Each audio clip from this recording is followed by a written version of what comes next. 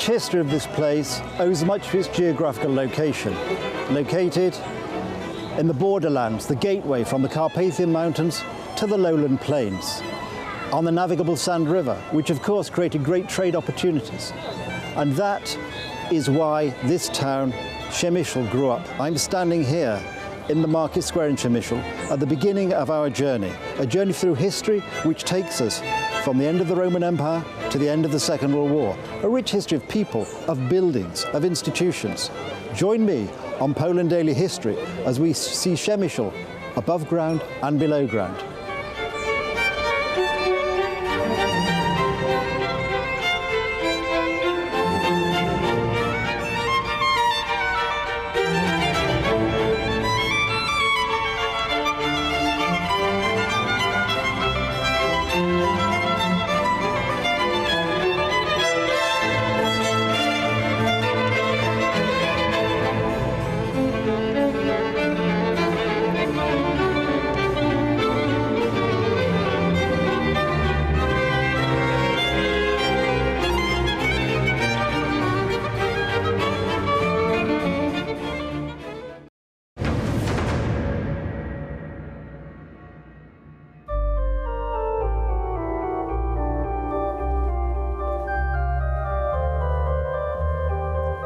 We're here in the nave of the Cathedral of the Blessed Assumption of the Blessed Virgin Mary here in Przemyśl.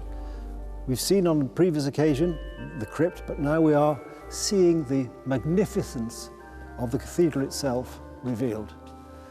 We're with again Father Marek. Father Marek, thank you for letting us look around the cathedral. And I'm right in saying, I think, that the cathedral we see today is the result of the 19th and 20th century restorations.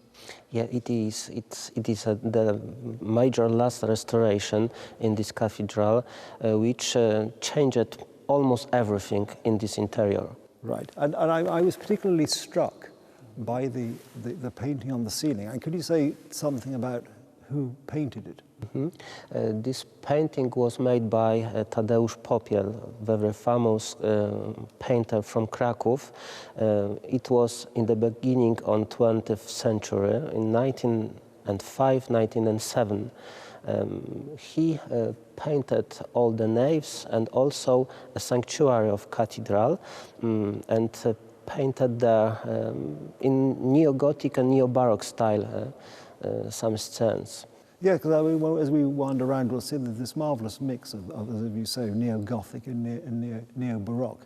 And I find Baroque very attractive. Some people, I think, find it Baroque a bit too much. But I think it's particularly nice in churches. Really, this richness of the architectural features. But it's magnificent. And as we walk around the various stalls, the confessions, the various altars, are these also 20th century and 19th century work? Mm-hmm. Almost all of them are from this period.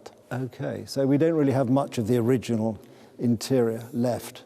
From the origin, we have only altars and interiors in a chapel, in St. Holy Cross Chapel and in Blessed Sacrament Chapel. Okay, right. Well, this is, we'll see the marvellous nave. We're going to have a look at the... Okay, let's go.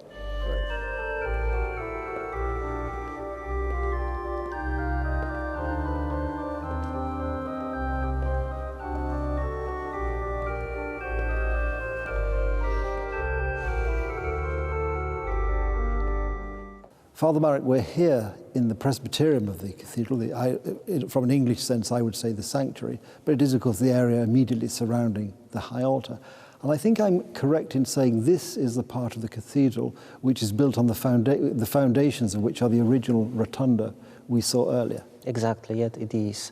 It is this place where we have some foundation of rotunda, which were here in the beginning. Which, as we were discussing earlier, could well be, in fact, probably the original, one of the original cathedrals here. It could be. Could be. But I think what we're struck by when we're here is this marvelous vaulted ceiling. Is this original?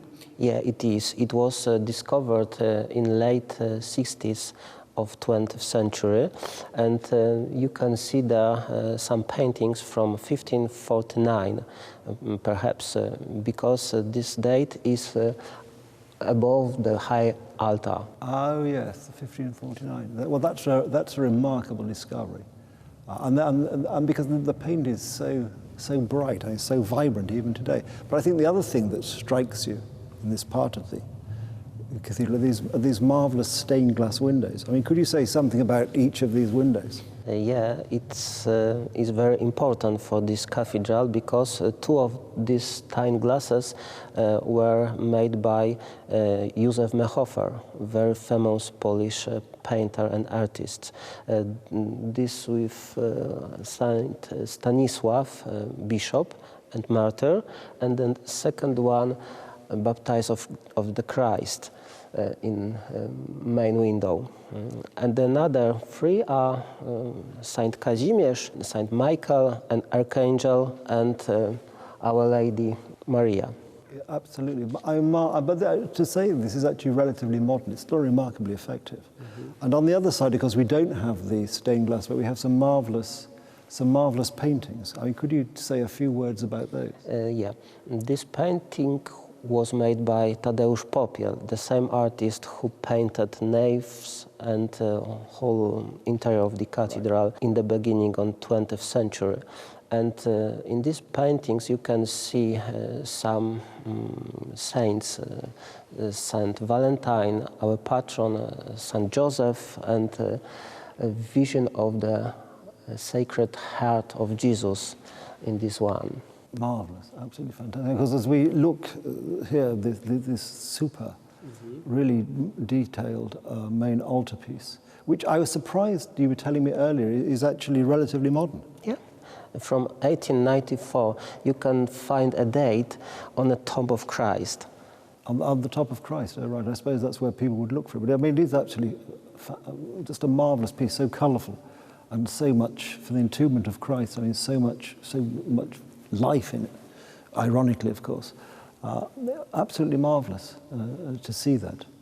And this is all the same vintage, all the same age. Yeah. That was from a time, or probably the last time, that men thought that if it was for the glory of God, it was worth doing very well. Yes. And this, of course, is a magnificent cathedral, and you contrast this with some of the more modern church buildings, and you wonder where man went wrong, or where architect went wrong. But I think this is just marvellous to be here, and we're very lucky to have this sort of quiet time to sort of really contemplate this wonderful building.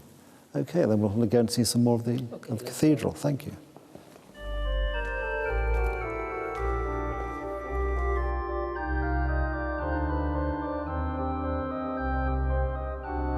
So, Father Marek, as we emerge from the sanctuary, we've walked between these two marvellous altars, which I would say is, well, I'd describe as an explosion of Baroque. Yes. Can you say, but they're not as old as they look, are they?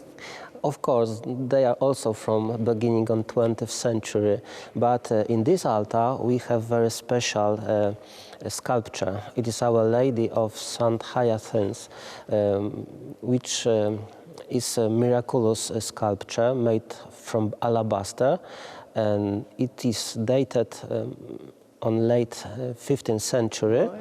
But the legends say that it was brought by Saint Hyacinth from Kiev in 13th century. Right, so this is actually one of the older pieces that you have in the in the cathedral. Mm-hmm. But I mean, I just think the work, and this is also by the same local sculptor who did the work in the choir. Mm-hmm. So we have on this side the marvellous Our Lady of St. Hyacinth, and on the other side here we have the altar of the Sacred Heart of Jesus. For me, equally magnificent. I just love this outpouring of energy, this fantastic colour, a really beautiful thing, and it's remarkable to think that men were able to devote themselves and make these beautiful things. Okay, let's go and have a look at some more. And I think also on my left now, this is also a very significant altar for the cathedral. Yeah, it is one of these original altars from Baroque times, but now it is an altar in which we have require our priest Jan Wojciech Balicki, who was a rector of our diocese seminary and died in 1948. And it was famous for his, how to say, humility. Yes, humility, piety, I think. Piety is a good word Yeah. in this context, yes. And this is absolutely marvellous. Again, this sort of Baroque style. Okay, so we're having a look at that. So we're now going to walk down the aisle. You can see this one. It is a plateau of our Bishop Jan Dziaduski from 1559. 1559. In this year he was died. And some people say that this sculpture was made by Jan Maria Padovano, very famous Italian sculptor who worked in Poland in the 16th century. He was a famous Italian painter, Canaletto, who did some work in Poland as well. And this is, and we get a sense again of this marvellous painting on the ceiling of the aisle. And another interesting thing, it is a double grave or monument, Jan Fredro and his wife Anna. Jan was died in 1589, you can see this date on the top of this monument, and Anna died in 1622. Right.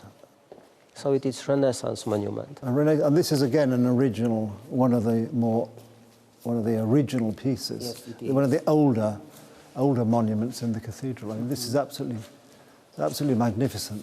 And it's very nice, the idea of the knight and his wife. I say knight because, of course, he's wearing armor and spurs. So the inscription said that they lived together in their life and also asked God to be together after death. And that's lovely, and it's actually very unusual to see this sort of double monument in churches. So that's marvellous. So I think this is a very, very, very lovely. I mean, this has been a magnificent tour of the Cathedral, Father Marek. So thank you very much indeed. Thank you very much.